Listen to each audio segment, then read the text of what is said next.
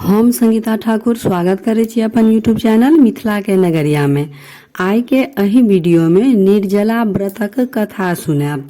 कथा सुना से पहले अगर चैनल पर नया छी तो चैनल के सब्सक्राइब कर लिया आ नोटिफिकेशन से हो ऑन कर लिया ताकि हम कोनो नया वीडियो डालब तो सबसे पहले पहुंचत अहाँ तक। तो चलू आब कथा सुनो।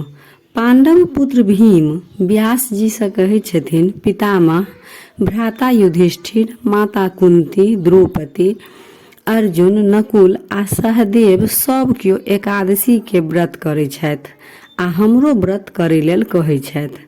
परंतु पितामह हम हुनका सबके कहि देने छियनि जे हमरा सब पूजा पाठ दान पुण्य करा लिया, लेकिन हमरा सब व्रत कैल नहीं हैत। व्यास जी कहलखिन, भीम मनुष्य के सब एकादशी जरूर करे के चाही। मोक्ष के प्राप्ति लेल भगवान विष्णु के कृपा प्राप्त करना बहुत जरूरी है। ताहि से अहूँ के साल के सब एकादशी करे के चाही। एकादशी के दिन अन्न ग्रहण नहीं करे के चाही।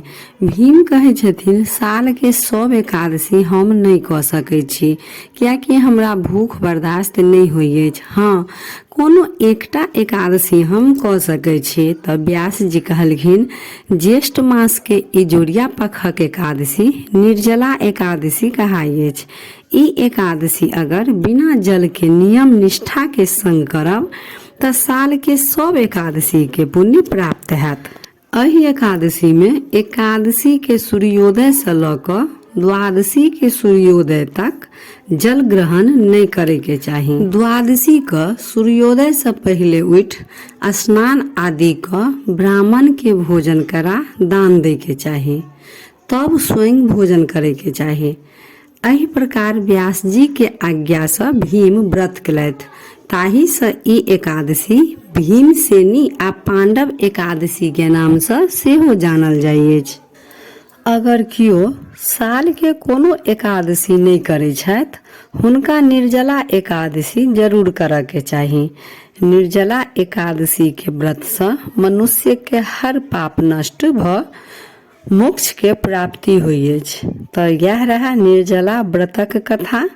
कथा सुन कमेंट में ओम नमो भगवते वासुदेवाय जरूर लिखब। आ वीडियो नीक लागल तो लाइक शेयर सब्सक्राइब क के मैथिली भाषा के सपोर्ट जरूर करब।